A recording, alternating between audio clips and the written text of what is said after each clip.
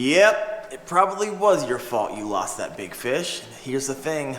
Truth hurts sometimes. But the most frustrating part is when you don't know why. Well, this is my second video on the subject. I created another video a few weeks ago about 4 reasons, and I came up with 4 more. So if you haven't watched the first video, I'll make sure that's the first one served up to you at the end of this video. Here's the thing, I see fishing in terms of advantage. The more you can tilt the scales in your favor, the better fisherman you're going to be, and the more fish you will land. The reality is that this happens incrementally. But if you can increase your chances by 1/4%, you may not have arrived, but you're a better fisherman than you were yesterday. And this is what this video is about, increasing your fishing advantage. So let me walk you through 4 more reasons it's probably your fault you lost that big fish. Starting with, let's do a countdown. Number 4, ever lose a fish on a hook set and you swear it was a 10-pounder? Come to think of it, every fish I lost was a 10-pounder. Well, you may be losing fish on your hook set because you're making 4 mistakes. A good guideline here is that you want to feel the full weight of the fish before you start ripping lips. A lot of times bass don't always inhale it like you see in the videos. Sometimes they nip at it, sometimes you're kind of nibbling on it.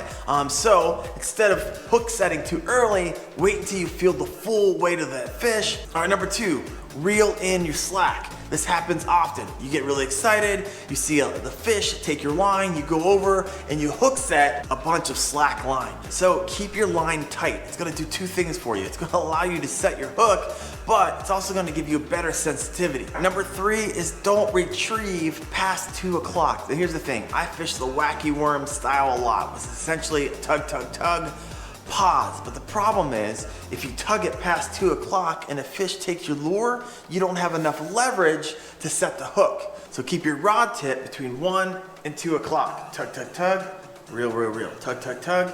Once again, if you go tug, tug, tug way back here and the fish takes it back here, you can't set the hook. If you do this, you will lose less fish on your hook set. All right, number 2. All right, this is one of my favorites.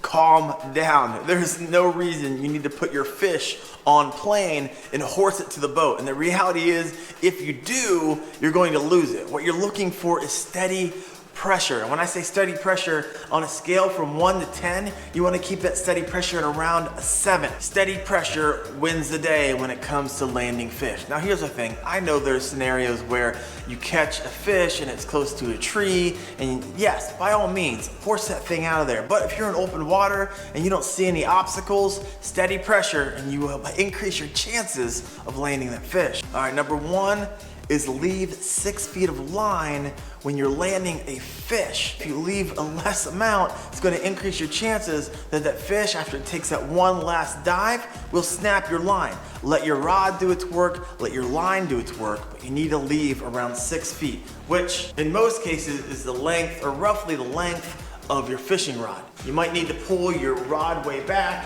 let your fish dance a little bit before you land it, but keep in mind, 6 feet of line on landing fish. And as promised, if you want the other video to hear 4 more tips on why it's probably your fault you're losing fish, the video is right there. And if you want more tips and tricks for bass fishing, hit that sub and bell and like button and I will keep them coming. Hey guys, thanks for watching. See you in the next video or out in the water. All right, bye.